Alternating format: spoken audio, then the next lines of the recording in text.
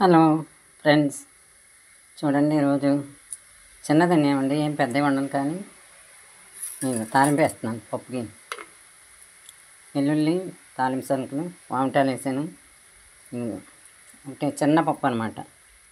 అదే కొద్దిగా గార్డెన్లో తిరిగినప్పుడు అన్నీ దొరుకుతాయి కదా. ఈరోజు న్యూట్రిషన్ శ్రీదేవి ఎప్పుడు చెప్తా ఉండేవారు. ఇదే లీవ్స్ అన్నీ తుంపుకుని ఐడియా వచ్చి ఈ పిడతలో పెసరపప్పు ఉడకబెట్టాను. అదే దాకలో దీంట్లో నీళ్ళు వేసి పక్కన పెట్టి సిమ్లో పెట్టేసరికి ఉడికిపోయింది. మనం ఎక్కువ కష్టపడుతున్నాను.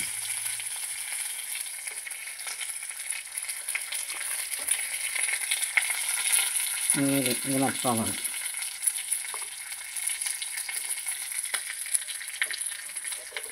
ఇందులో ఏం ఆకులు ఉన్నాయో అది చెప్తాను. చిలక తోటకూర, పొన్నగంటి, పులిచింతాకు, ఇంకా సరిపోయేమని బచ్చలాకులు 4 పోసాను. అన్నీ శుభ్రంగా కడిగి ఆ పప్పు ఉడికింది కదా, అందులో పప్పు వేసాను. చాలా బాగా ఉడికిపోయింది. మన అవసరం లేకుండా కొన్ని నీళ్ళు వేసి ఆకులు పప్పు వేసేస్తే ఉడికిపోయింది. ఇందులో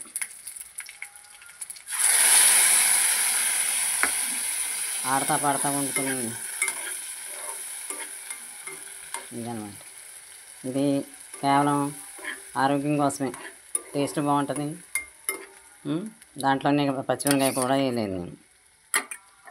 నాకు కొంచెం బర్నింగ్ ప్రాబ్లం వచ్చింది, దానికోసం ఇలా సాఫ్ట్గా చేసుకున్నాను.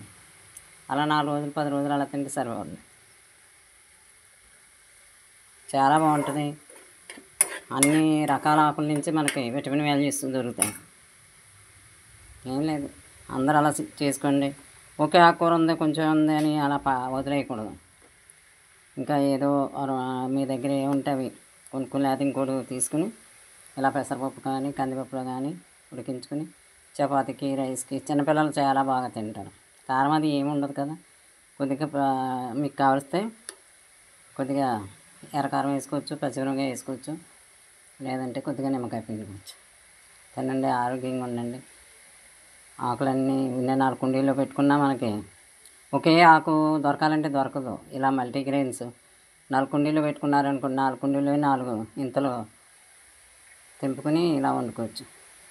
2 కూరగా వండుకోవచ్చు. లేకపోతే చిన్నపిల్లలకి, పసిపిల్లలు ఉంటారు కదా, వాళ్ళకి చేయొచ్చు. ఒకవేళ చాలదనుకుంటే ఇలా కందిపప్పు, ఇది పెసరపప్పు ఇలా ఉంచాను, ఇంకా కొంచెం వేసుకోవచ్చు. అది బాగుందా? పాటించుకోండి. ఆకుకూరలు ఏమనుకోక్కర్లేదు, రోజు ఏదో ఒకటి తినాలి. బాగుందా? బాగానే ఉంటుంది. పాటించుకోండి. నాకు సంతోషం ఏంటంటే మీ అందరం ఇలా ఆకుకూరలు అన్నీ ఇలాగా అనుసరించి చక్కగా ప్రతిరోజు ఆకుకూరలు తింటారని, పిల్లలకు పెడతారని అలా చేస్తే నాకు చాలా సంతోషం. ఆరోగ్యం మనదే అవుతుంది. సరేనా? ఉంటానైతే, మళ్ళీ కలుసుకుందాం.